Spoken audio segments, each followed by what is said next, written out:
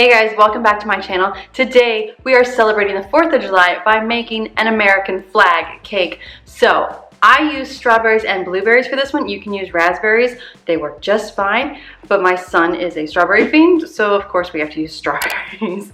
So let's go ahead and get started. Start with 1 cup of softened butter and 2 cups of granulated sugar. Using a stand mixer, we're going to beat the butter and the sugar together until they become lighter in color and fluffy.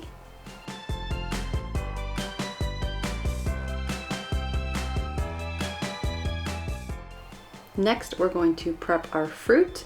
I'm going to take some strawberries and I'm going to slice them long ways. These will be for the center part of the cake. I love to put fruit in between the layers of cake.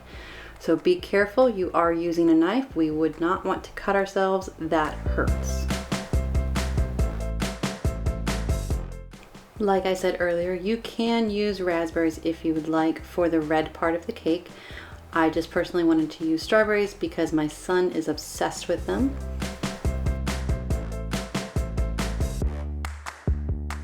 Now that we've sliced a few, we're going to go ahead and start chopping them into much smaller pieces.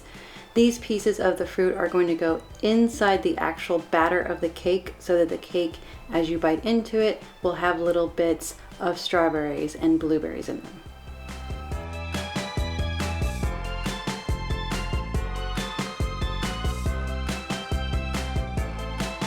Now moving on to the blueberries. These are going to take a little bit longer because we are going to actually quarter the blueberries. So we'll cut them in one direction, turn them, and then cut them into another.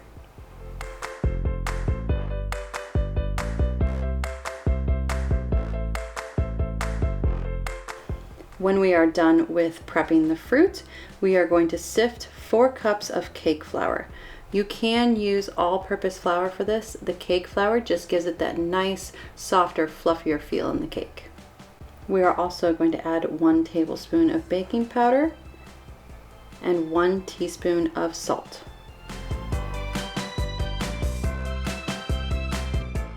At this point, we will use a whisk just to mix together these dry ingredients. You can also use a fork if you would like. Now I'm going to measure out my 1.5 cups of milk. For this one, I believe I'm using skim milk. You can also use whole milk if you like. We are going to start adding the 3 eggs one at a time, mixing well in between. I like to break my eggs into a measuring cup or a bowl before I put them in, just in case, so I don't get any eggshells in the actual batter. Once the eggs are well incorporated into the batter, I'm going to add 1 tablespoon of clear vanilla extract. In this final step of the mixing phase, we're going to alternate adding the flour mixture with the milk. We do this in order to inhibit the formation of gluten in the batter.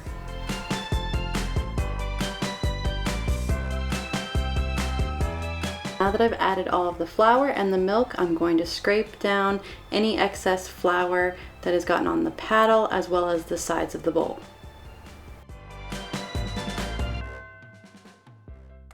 Now we're going to prep our 2 round 9-inch pans. We're going to spray first with a non-stick spray. This is Pam. Then we're going to add 2 round cut to size pieces of parchment. Now you will evenly distribute the batter between the 2 pans. Evenly does not mean it has to be perfect, it just has to be around about the same amount.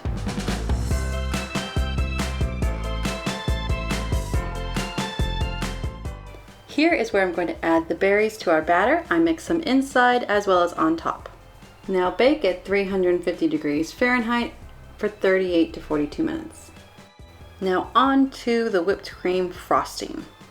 I'm going to start by whisking the 1 8-ounce package of cream cheese using the whisk attachment on my stand mixer. We are going to add in 1/2 cup of white sugar, 1 teaspoon of vanilla extract, and 1/2 teaspoon of almond extract. I'm going to let that mix until it is well incorporated. Now I'm going to slowly pour in the 2 cups of heavy whipping cream.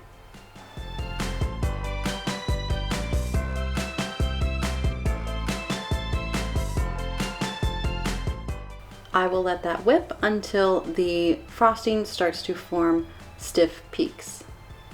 Now that the cake is out of the oven, I'm going to let them cool in their pans for 10 minutes, and then I will take them out of their pans and let them cool on a rack until completely cooled.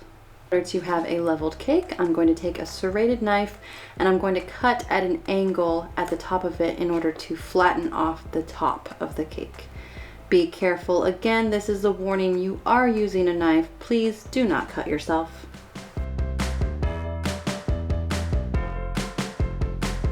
The sides of the cake have a harder kind of caramelized edge. So what I'm going to do is taking a smaller sharp knife, I'm going to carefully remove the excess harder, crunchier parts of the cake. Removing this exterior will help the icing to stick to the cake a little better.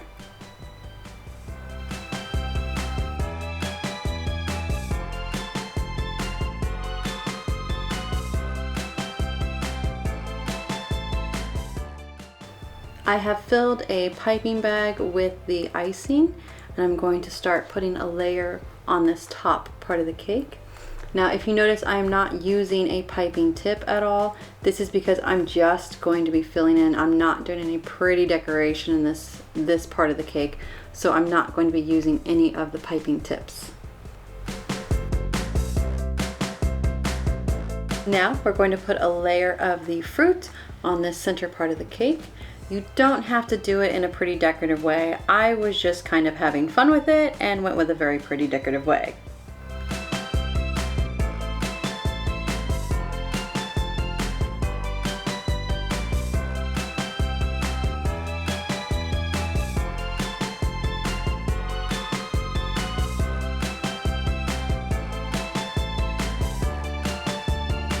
As you can see, I've cut off the bump on the top of this layer as well as the sides, and I'm going to start icing it.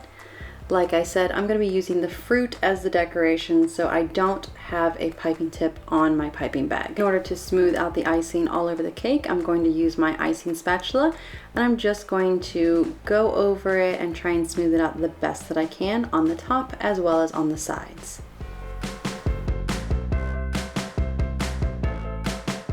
Using a toothpick, I'm going to draw out the outline for my flag cake. Now I'm going to begin placing all of the fruit onto the cake.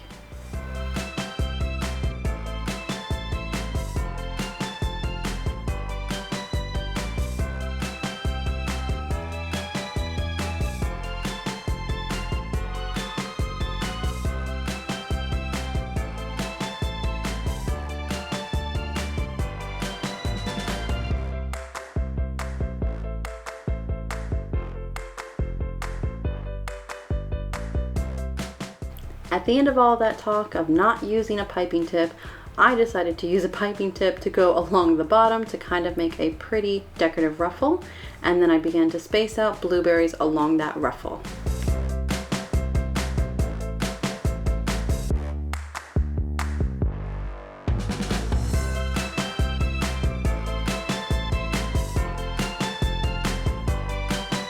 And that is how we make our 4th of July cake, and I have it right here. Look at that deliciousness.